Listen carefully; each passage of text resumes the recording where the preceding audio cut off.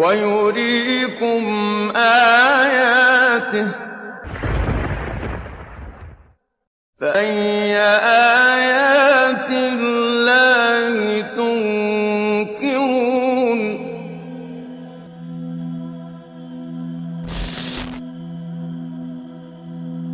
Have you ever wondered why bees construct hexagonal honeycombs rather octagonal or pentagonal?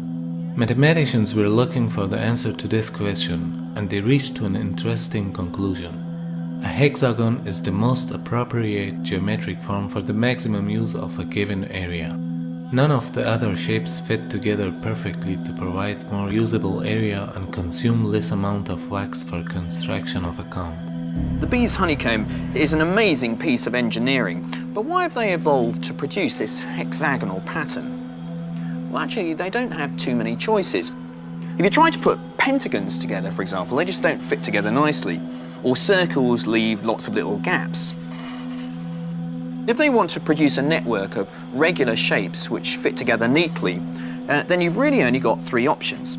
You can do equilateral triangles, or you could do squares, or you can do the bee's hexagons.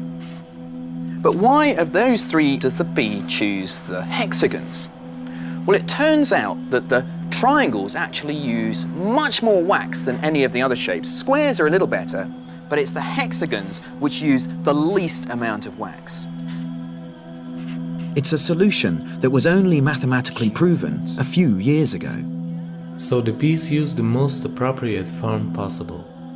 The method used in construction of honeycomb is also very amazing. Bees start the construction of the hive from 2 or 3 different places and weave the honeycomb simultaneously in 2 or 3 strings. They start from different places. The bees create a number, construct identical hexagons, and then weave the honeycomb by combining these together and meeting in the middle. The junction points of the hexagons are assembled so deftly that no defect can be found in the structure of honeycomb. Look at it's perfect. Yeah. Hexagons here. Yeah, it is amazing. And the hexagon is a very strong structure. It's an engineering wonder for sure.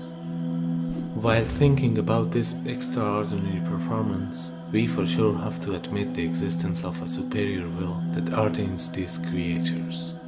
The evolutionists want to explain this achievement with the concept of instinct and try to present it as a simple attribute of the bee.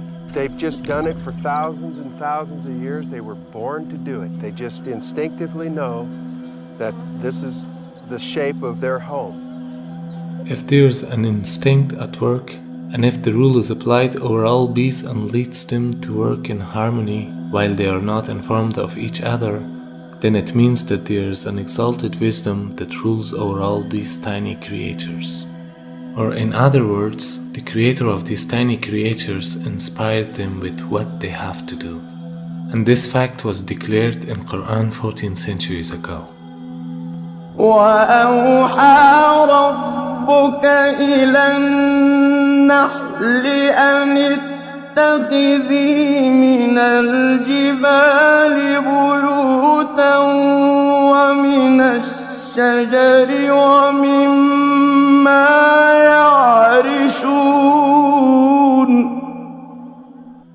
ثم كلي من كل الثمرات فاسلكي سبل ربك ذللا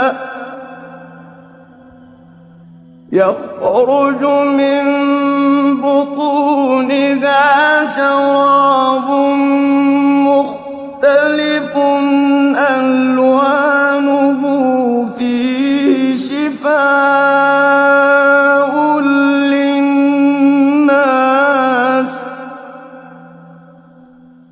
إن في ذلك لآية لقوم يتفكرون. Furthermore, the worker bees, those who gather pollen and make honey, are actually all females. The male bees do not make honey. This was only known recently. However, the mentioning verses pointed out to this fact 14 centuries ago.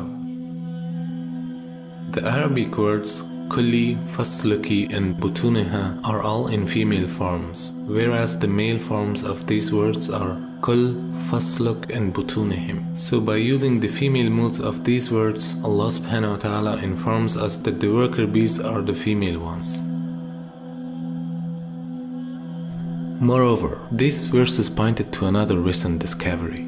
Bees build their hives from their own wax. However, scientists just discovered bees that build their hive in wood and even in solid rock. And your Lord inspired the bee. Set up hives in the mountains, and in the trees, and in what they construct.